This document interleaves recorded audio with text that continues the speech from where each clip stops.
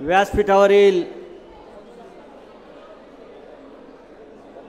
शिवसेनेचे आदरणीय पक्षप्रमुख उद्धवजी ठाकरे, शिवसेना नेते युवा सेना प्रमुख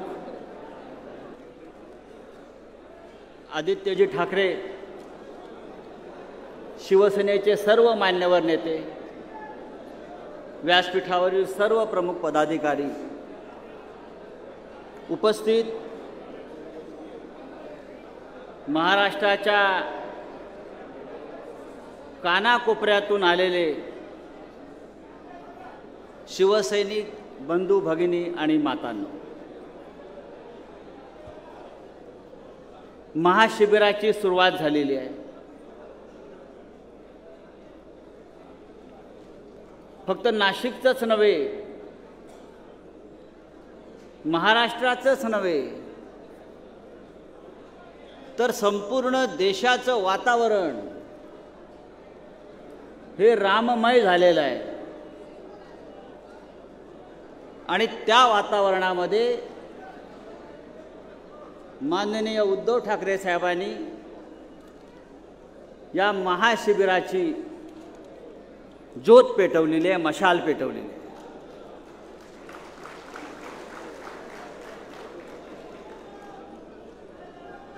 मित्रांनो, प्रभु श्री राम से हमारा पुराना नाता है.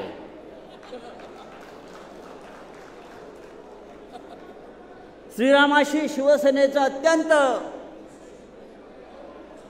अत्यंत जिव्हाळ्याचं, भावनिक आणि जुनं नातं आहे. ते फक्त एखाद्या व्यक्तीचंच असतं असं नाही, एखाद्या पक्षाचं असतं नाही. सगळ्यात जर पुराणं नातं असेल तर ते शिवसेनेचं आहे.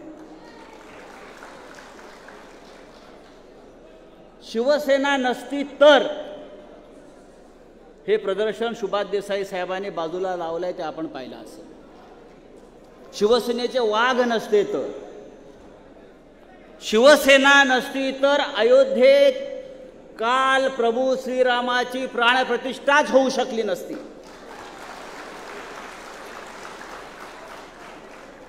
शिवसेनेचे वाघ तिथे पोहोचले.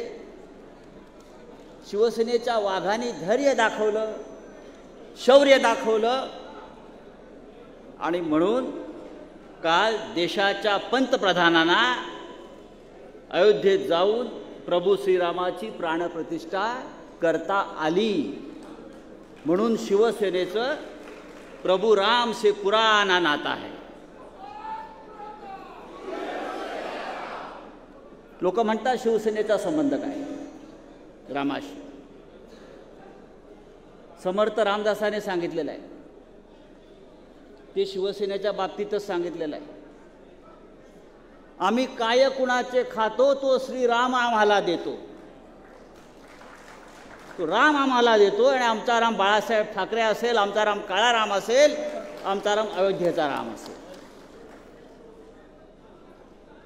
ज्या ठिकाणी हे अधिवेशन होतंय हे धर्मक्षेत्र आहे. हे धर्मक्षेत्र आहे, हे कुरुक्षेत्र सुद्धा आहे. कारण आजपासून या जागेवरून आपण कुरुक्षेत्रावर जी लढाई सुरू केली होती ती लढाई या कुरुक्षेत्रावरून, या धर्मक्षेत्रावरून आपण सुरू करणार आहोत. जो राम अयोध्येतला तोच राम या पंचवटीतला आहे. इथे पंचवटी आहे आणि प्रभू श्री रामाच्या आयुष्यातलं, जीवनातला सगळ्यात मोठा संघर्ष कुठे झाला असेल तर तो या पंचवटीमध्ये, या नाशिक क्षेत्रामध्ये झालेला आहे. आणि म्हणून या पुण्यभूमीची, या युद्धभूमीची जी निवड केली माननीय उद्धव साहेबांनी अधिवेशनासाठी, त्याला एक फार मोठं महत्त्व आहे. मी जेव्हा म्हणतोय की श्रीरामाचं आणि शिवसेनेचं नातं आहे, ते नातं असं आहे, रामाचं जे धैर्य आहे ते शिवसेनेचं धैर्य आहे, लक्षात घ्या. रामाचं जे शौर्य आहे ते शिवसेनेचं शौर्य आहे. आणि रामाचा जो संयम आहे तो उद्धव ठाकरेंचा संयम आहे, उद्धव ठाकरेंचा संयम आहे. नाशिकमध्ये भगूरला गंगातीरी काळाराम मंदिरात पाहिलं, पण मला एका वाक्यानं माझं लक्ष वेधून घेतलं. त्या होर्डिंगवरच्या उद्धवजींच्या त्या होर्डिंगवरती 2 शब्द होते, संयमी योद्धा. संयमी योद्धा एका वाक्यानं माझं लक्ष. संयमी योद्धा होर्डिंगवरच्या ही उपाधी प्रभू श्रीरामाला शोभून दिसत होती. 2 शब्द होते, संयमी योद्धा. ही उपाधी आता उद्धव संयमी योद्धा. संयमी योद्धा, संयम आहे आणि युद्ध करण्याची त्यांच्यामध्ये संयमी योद्धा कमी घडलं आणि ही उपाधी प्रभू श्रीरामाला नाशिकमध्ये जास्त घडलं. महाराष्ट्रात संयमी योद्धा ही उपाधी रामाने जे अतुलनीय धैर्य दाखवलं ते या पंचवटीत दाखवलेलं आहे. शूर्पणखेचं नाक जे कापलं ते या पंचवटीत कापलं गेलेलं आहे. आणि रावणाविरुद्ध युद्धाची जी प्रभू श्रीरामानं तुतारी फुंकली ती सुद्धा या पंचवटीतून फुंकलेली आहे. आणि म्हणून आपण या इतिहास उभे आहोत हे लक्षात घ्या. प्रभू श्रीरामाच्या हातामध्ये धनुष्यबाण आहे. मला आता असं वाटायला लागलं उद्धवजी, हळूहळू प्रभू श्रीरामाच्या दुसऱ्या हातामध्ये मशाल येईल. रामालाही वाटेल आता धनुष्य नको, आता मला मशाल हवी आहे. आणि ही मशाल रामाच्या हातात घेऊन हा प्रभू श्रीराम या महाराष्ट्राला नव्हे तर संपूर्ण देशाला एक प्रकाशमान केल्याशिवाय राहणार नाही. श्रीरामावरती कोणाचा अधिकार नाही. कणाकणात राम आहे, मनामनात राम आहे, या महाराष्ट्राच्या माती मातीत राम आहे. आणि फक्त शिवसेनेमध्ये रामाचा प्राण आहे, लक्षात घ्या. हे ढोंग नाही आहे. 33 कोटी देव आहेत. खैरे साहेबांना जास्त माहीत असेल. 33 कोटी देव आमच्या हिंदूंचे आहेत. पण आपण पुजतो किती देवांना? आपण विठ्ठलाला पुजतो, आपण रामाला पुजतो. पण रामाचं धैर्य इतर कोणत्या देवात मला कधी दिसलं नाही, जरी आमचे देव असले तरी. विष्णूचा अवतार 13वा अवतार जन्माला आलेला आहे. भारतीय जनता पक्षामध्ये विष्णूचा 13वा अवतार जन्माला आलेला आहे. भाजप कुळात विष्णूच्या 13व्या अवताराने जन्म घेतलेला आहे. आम्ही आमच्या रामाला पूजू, तुम्ही तुमच्या विष्णूला पूजा, इतकंच मी या क्षणी सांगतो. पण रामाचं धैर्य ते विष्णूचं धैर्य नाहीये, लक्षात घ्या. तुम्ही विष्णू पुराण वाचा, विष्णू पुराण पहा, विष्णूचे चित्र पहा. विष्णूचं धैर्य हे कुंपणावरचे धैर्य आहे, तटस्थ धैर्य आहे. विष्णू शेषनागावर पहुडलेले आहेत. वरती फण्याचं छत्र आहे, लक्ष्मी पाय चेपते आहे. आणि मग तिथून विष्णू संपूर्ण जगाची हाल अहवाल पाहतायत. पण रामाचं धैर्य जे आहे हे असत्याविरुद्ध पुकारलेलं धैर्य आहे. रामाचं धैर्य जे आहे हे नीतिमत्तेसाठी पुकारलेलं धैर्य आहे. आणि रामाचं धैर्य जे आहे हे रामराज्यामध्ये हुकुमशाहीचा पराभव व्हावा आणि लोकशाही स्थापन व्हावी आणि शिवसेनेवरील अन्याय दूर व्हावा, यासाठी रामाचं धैर्य असं मी मानतो. मी मगाशी संयमाचा उल्लेख केला. प्रभू श्रीराम युवराज होते, प्रभू श्रीराम राजा होता. पण जेव्हा त्याच्यावरती अन्याय झाला तेव्हा त्याला भडकवण्याचे कमी प्रयत्न झाले असतील. पुत्र म्हणून त्याला चिथवण्यात आला असेल,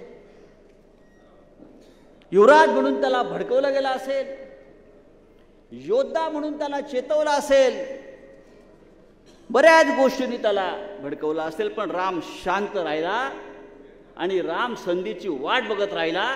जसे माननीय उद्धव ठाकरे संयमानं संधीची वाट बघतायत, त्याप्रमाणे श्रीराम सुद्धा त्यावेळेला एका संयमाने एका धैर्यानं वाट पाहत राहिला.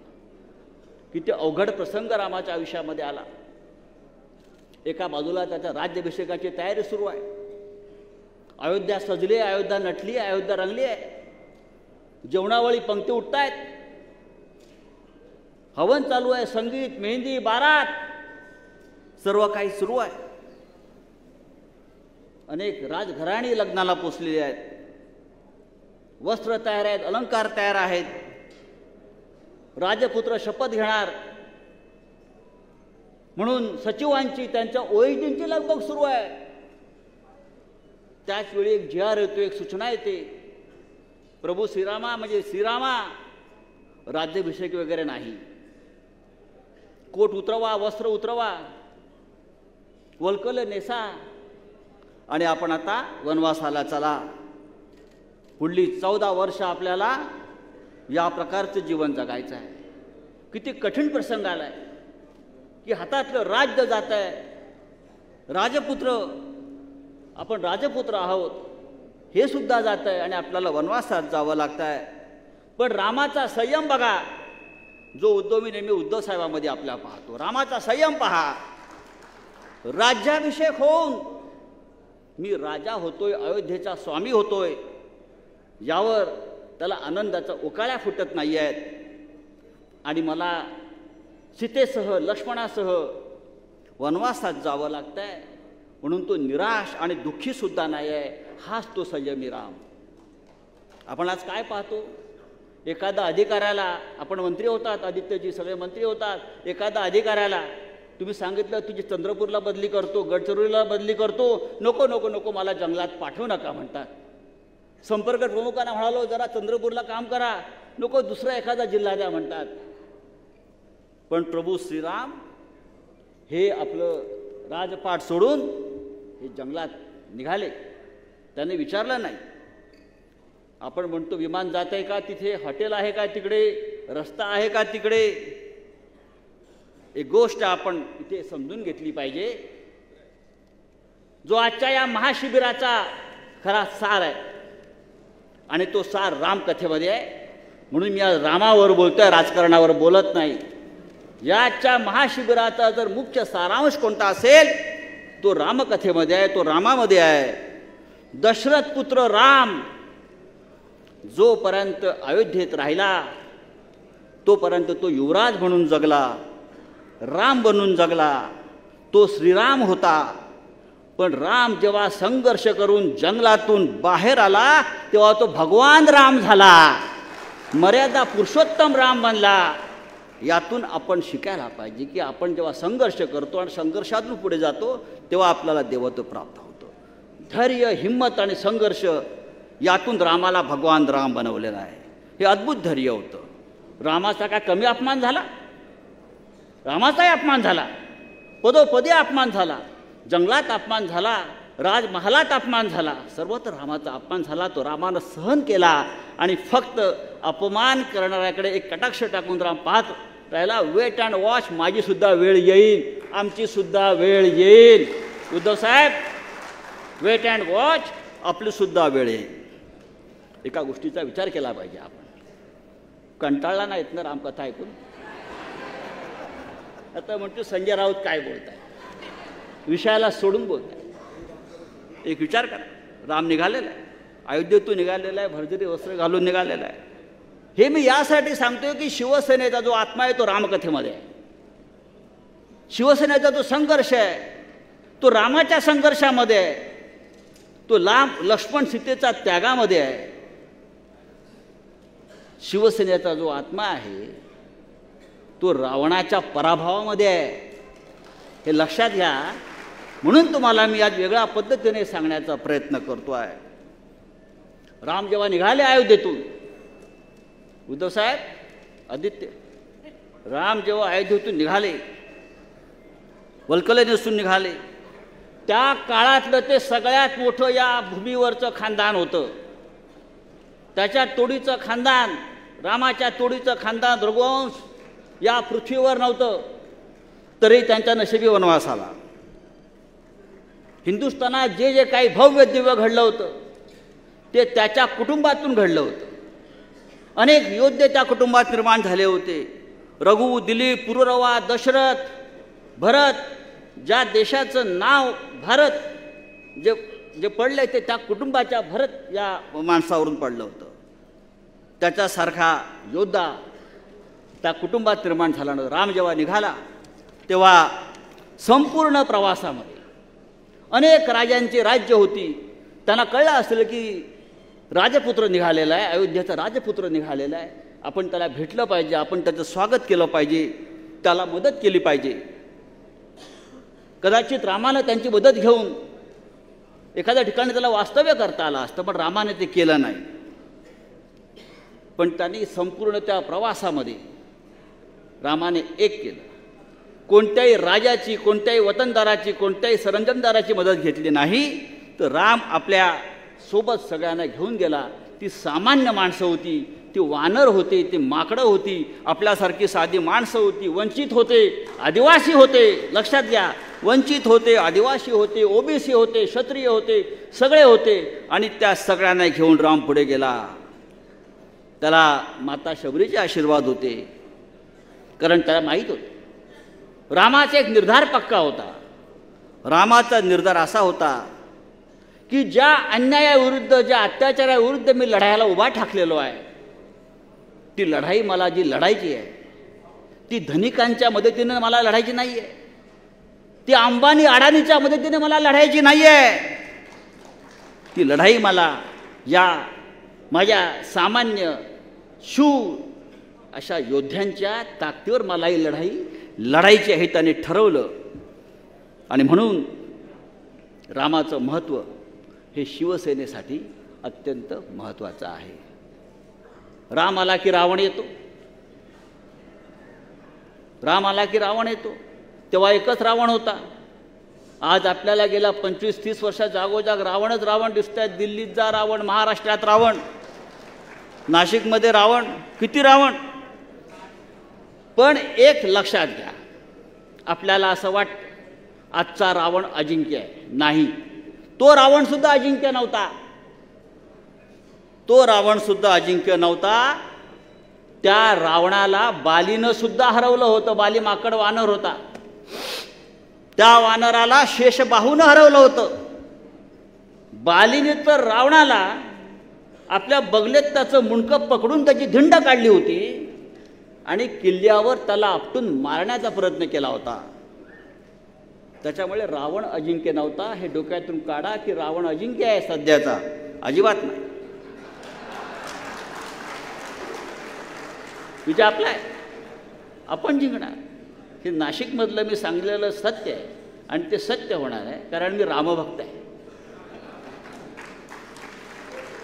प्रभूंना खरं वाटणार नाही,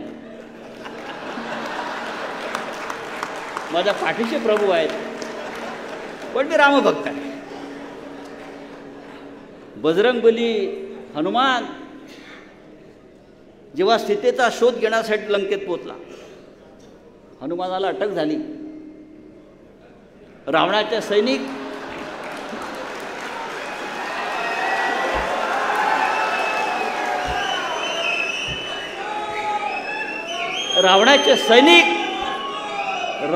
सैनिक त्याला जेरबंद करून रावणाच्या दरबारात घेऊन गेले. रावण हसला आणि म्हणाला, काय रे वानरा, मला ओळखत नाहीस? तुझी हिंमत कशी झाली माझ्या राज्यात येण्याची? अरे तो हनुमान बजरंगबली, अरे तुला ओळखतो ना, अरे तो तूच ना, ज्या बालीनं बगलेत पकडून तुझ्या दारावर आपटून तुला मारण्याचा प्रयत्न केला होता आणि तुझी धिंड काढली होती. त्याबरोबर रावणाचा चेहरा पडला. हे मी यासाठी सांगतोय, हनुमान भर दरबारामध्ये हे यासाठी म्हणाला, कारण त्याला रावणाचा कॉन्फिडन्स लूज करायचा होता. तुम्ही तुला मारू शकता, शत्रूचा कॉन्फिडन्स पहिला लूज केला पाहिजे.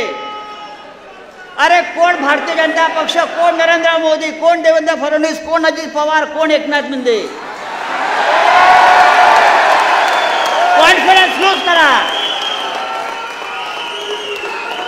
रावणाचा कॉन्फिडन्स पहिल्या भेटीत हनुमानानं तोडला आणि तिथेच रावण हरला. पहिल्या भेटीत रावणाचा कॉन्फिडन्स हनुमानानं तोडला. अरे तू तोच ना, तुला एका वांद्रानं, तुझी वांद्रानं आपटून मारलं होतं. पहिल्या भेटीत रावणाचा कॉन्फिडन्स हनुमानानं तोडला, म्हणून रावण रामाकडून पराभूत झाला. अरे मला एका वांद्रानं हरवलं. एक लक्षात घेतलं पाहिजे, रामकथेमध्ये अनेक गोष्टी असतील. मी तुम्हाला काही उदाहरणं दिली. मला माहिती आहे वेळ संपत चाललेला आहे. रामकथेमध्ये 2400 श्लोक आहेत आणि 7 कांड आहेत. मी सांगतोय, मी अजून तुम्हाला 24 सुद्धा सांगितलेले नाहीत. रामाच्या जीवनातला सगळ्यात कठीण प्रसंग कोणता असेल तर तो लक्ष्मणाला मूर्छा आली, लक्ष्मण कोसळ, हा त्याच्या जीवनातला सगळ्यात कठोर प्रसंग होता. हनुमानाला सांगितलं संजीवनी गुटे काय घेऊन या. हनुमान विसरला आणि अख्खे मेडिकल स्टोअरच घेऊन आला उचलून. त्याला हनुमान म्हणतात. आपण इथे सगळे हनुमान बसलेले आहेत, लक्षात घ्या.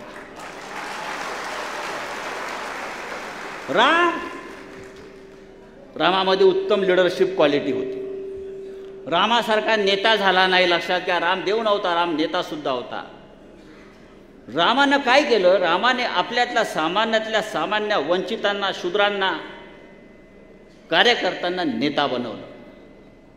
त्याने बालीला नेता केलं, त्याने सुग्रीवाला सेनापती केलं.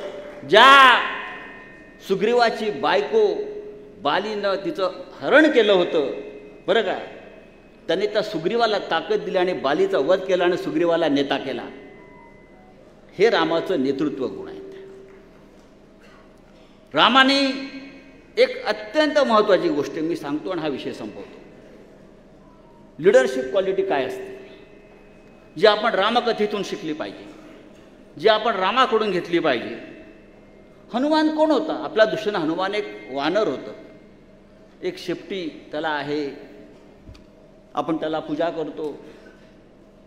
पण ज्या वेळेला प्रभू श्रीरामानं हनुमानाला सांगितलं की हनुमाना तू लंकेत जा आणि सीतेची ख्याली खुशाली जी का आहे तिला सांग, मी येतो आहे,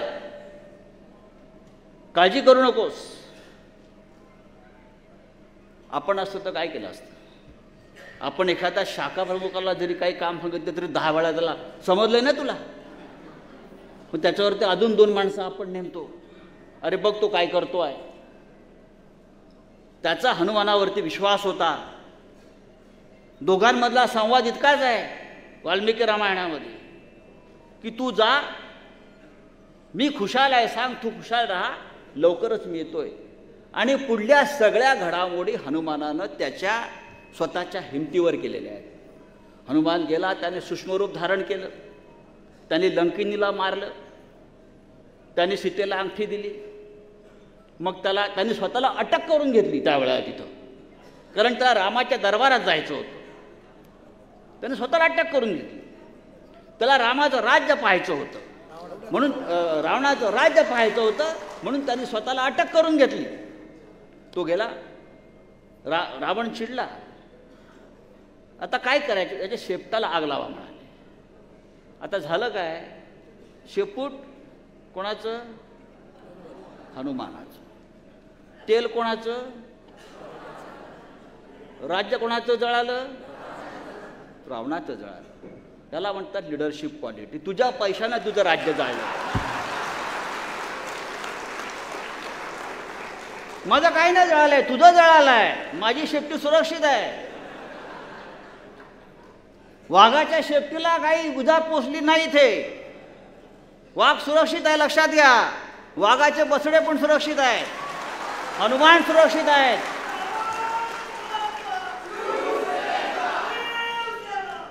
तर रामानं हनुमानाला जे सांगितलं ते तेवढंच सांगितलं आणि बाकी पुढलं सगळं रामायण हनुमानानं निर्माण केलं. याला म्हणतात लिडरशिप क्वालिटी, नेतृत्व. आपल्या सहकार्यांवरती विश्वास ठेवा.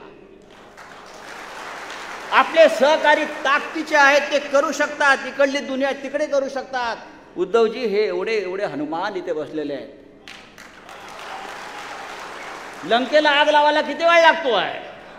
तुमच्या आदेशाची गरज नाही आहे. आम्ही आहोत. आजच्या महाशिबिराचं वैशिष्ट्य तेच आहे. उद्धवजी आम्ही आहोत हे सांगण्यासाठी आम्ही आलेलो आहोत. तुम्ही आहातच. रामाच्या कथेचा दुसरा शेवटचा एक सार सांगतो आणि विषय संपवतो. नेतृत्व जे ईश्वरानं निर्माण केलेलं आहे ते माझं भाग्य आहे. हे राम सांगतो. जे ईश्वरानं निर्माण केलेलं आहे ते माझं भाग्य आहे. आलतू फालतू मिंधेच्या कारस्थानानं माझं भाग्य बदलणार नाही. आमच्या भाग्यात आहे ते आम्ही शौर्यानं लढून मिळवू. समय से पहले और भाग्य से ज़्यादा कुछ नहीं मिलता, हा रामकथेचा मुख्य सार आहे. आम्ही लढून मिळवू, आम्ही जिंकू आणि आमचं जे राज्य तुम्ही हिसकवण्याचा प्रयत्न केलेला आहे त्या राज्यावर जो मगाशी आपण जे भगवा झेंडा फडकवला आहे त्यापेक्षा उंचा भगवा झेंडा जो गगनाला गवसणी घालेल तो आपण फडकवू. हे आजचं महाशिबिर त्यासाठी आहे. उद्धवजी आम्ही आहोत, हे हनुमान आहेत. जय हिंद, जय महाराष्ट्र आणि जय श्रीराम.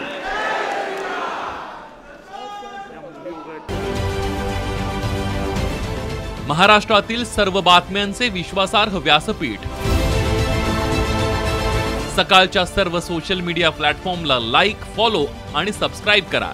तसंच सर्व नोटिफिकेशनसाठी बेल आयकॉन प्रेस करायला विसरू नका.